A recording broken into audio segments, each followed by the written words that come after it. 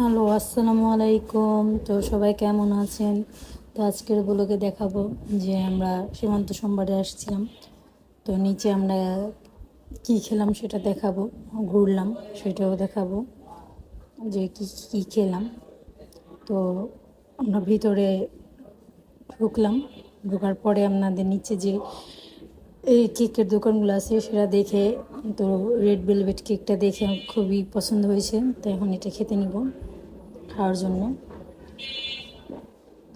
সেটা দেখে খুবই ভালো লাগছে, তো এটা নিয়ে নিলাম।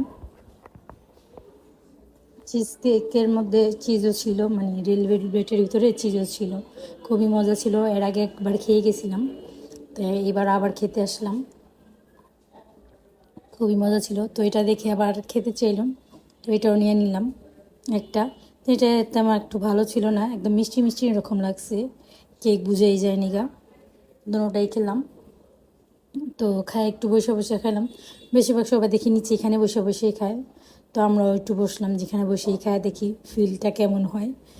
তো দেখি খাওয়া দাওয়া হয়ে গেছে, তো বের হয়ে গেলাম। তো কোথায় যাব খেতে চিন্তা করে, তো পাশে যে ফুড কোর্টটা হয়েছে ফুডি, তো সেটার মধ্যে চলে গেলাম। তো আমরা ওই জুটোর মধ্যে যাইতেছিলাম পাশে ভিতরেই।